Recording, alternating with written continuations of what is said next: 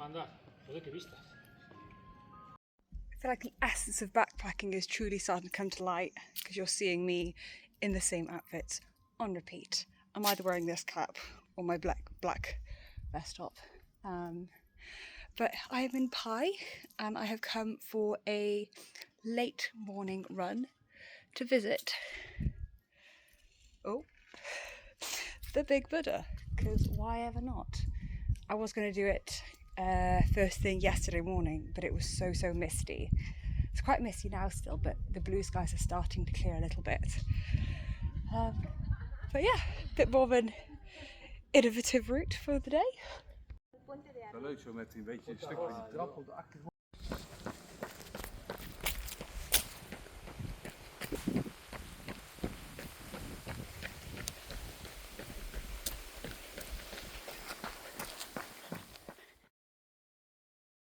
Later that afternoon in Pai, something completely unexpected happened.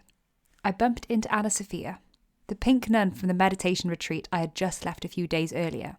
Seeing her walk through the streets of Pai felt surreal. The monastery had felt like this contained sacred world in the mountains, and suddenly, here she was, in the middle of a backpack town. So of course I went up to her.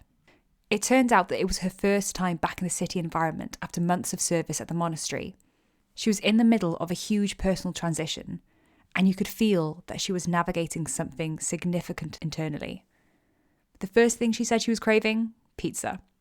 After so long following a strict routine and diet, she laughed about wanting something indulgent and normal. So naturally I joined her, and what started as a light-hearted meal turned into one of the deepest, most emotional conversations I've had in a long time. At the monastery, it had been too busy to really talk one-to-one, but now sitting across from each other, we were able to open up. She spoke about her past, her familial challenges, the illness of her daughter that led to her questioning everything, her transition from Mormonism to Buddhism, and her long dream of creating a unique monastery in India. But what she was really wrestling with in that moment was something even bigger. She was contemplating temporarily derobing. For somebody who had dedicated years of service and identity to the monastic life, derobing isn't just a wardrobe change. It's symbolic, it's emotional, it can feel like you're stepping away from a commitment that shaped your entire sense of self. She felt guilt, anxiety, fear of judgment, fear of losing identity. And in that moment, she wasn't a nun, she was simply a person standing at a crossroads. We spoke about how identity isn't fixed, how it can evolve, how you can honour a chapter of life without being trapped inside it, how autonomy means allowing yourself to change when something no longer fully aligns. It felt bizarre, me, a 24-year-old backpacker offering reassurance to somebody who had given so much spiritual guidance to others.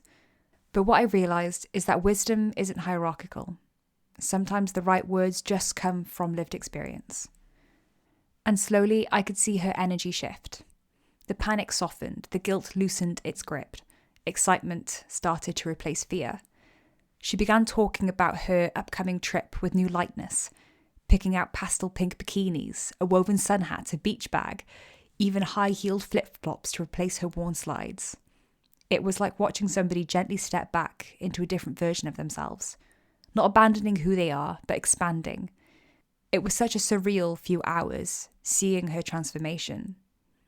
I just sat with her, listened, reflected back what she already knew, and somehow, despite our totally conflicting backgrounds and lifestyles, I was able to support her through this process. So we have had the most serendipitous, incredible afternoon. I was so fortunate to meet Anna Sophia during the meditation retreat in Papay, and I was walking in Pai, and lo and behold, I see a pink nun. And we have spent the afternoon together, deep conversation, introspection, you know, your wisdom, your kindness, your story, how there sometimes are a lot of parallels as well, and it's just been the most humbling experience to be able to have the time to speak to you, and the intimacy and the depth. And I think your wisdom, if you could share any, it's just, I've never met anyone quite like you. You're so special. Oh, thank you. I'm just, honestly, I'm getting emotional. I'm just touched that this angel was here to greet me. I just left a temple that I've been serving in for 3 months, and I'm in a transition. And right as I got off the bus, here's this earth angel, beautiful, radiant Lara, that we just practiced yoga a few days ago in the temple, and here she was in Pai to welcome me into the real world, because I'm in a big transition. And I'm just really grateful that the universe is so kind, and that there's so much serendipity and magic, and that we're always loved, we're always supported when we're in the unknown and we don't have a plan. The universe is just so kind and benevolent and loving, and today proves it. Absolutely. Even to the extent where we had a photo together, and this is where you found accommodation. And where is it? It's a temple. We took a photo at a temple. Then I tried to get a room in a hostel. There's no room. Chinese New Year's around the corner, and I remembered, oh, I'm a nun. Let's play the nun card. I can stay in a temple. It turns out the temple that I'm staying in is the one that we had taken a photo at. Incredible, incredible. But it's been, so even at the start of this day, yesterday I had a bit of an anxious wobble, and I just had faith in the universe. It's like, right, every day you don't plan, Lara, are the most magical days. And we have had just the most magical afternoon. We have, It's and been I a just pleasure. really celebrate you and honor you for the depth that you shared, for opening your heart and being so authentic and vulnerable. I'm going to miss our yoga sessions. Yeah. And the dogs that joined us. Yeah. And I can't wait to see how everything unfolds so beautifully for you. And then you too.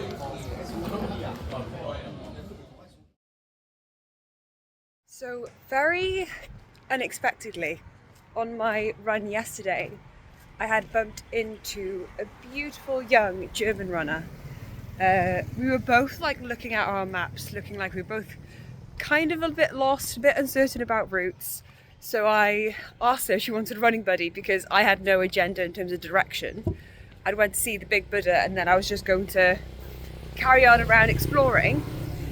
We began running together and just realised how aligned we were, and how there's certainly different types of people in Pai, and you can be here more so for tipsy tubing, the alcohol, the late nights, or you could be here and going out for lovely early morning runs.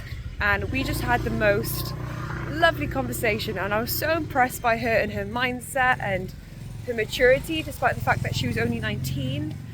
And just, yeah, we were very aligned. You know, we like being outdoors, we like a bit of organisation, and I'd had a waterfall hike on my agenda, and it was looking a little bit tricky to do independently, just because it's such a long hike in the jungle, it's quite far out.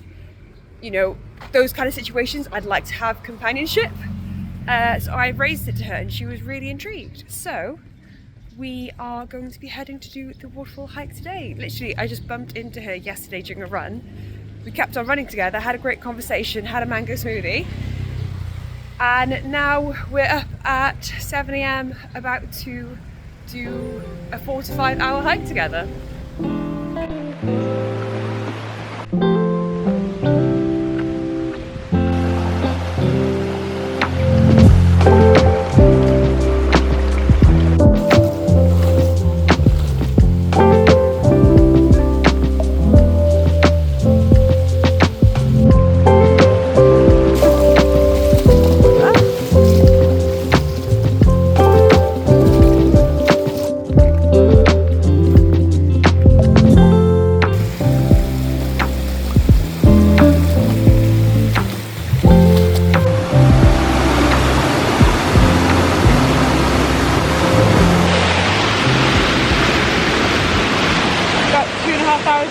We finally made it. Yes. There were some bits that were slightly questionable. Yes. The pathway, you follow the water and you go through the rivers, which is nice, but about the last 40 minutes it was just steep uphill and you're going against the water, so you think you're going the wrong direction. So we actually didn't know if we were going to get there, but we have arrived. So now it's time to sit, enjoy, refuel, eat some bananas. For the long trek back.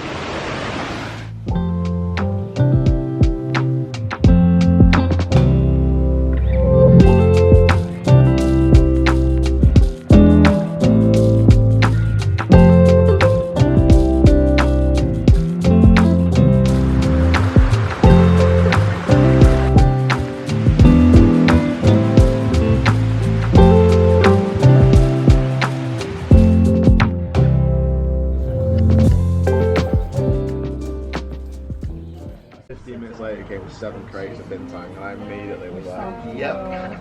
Which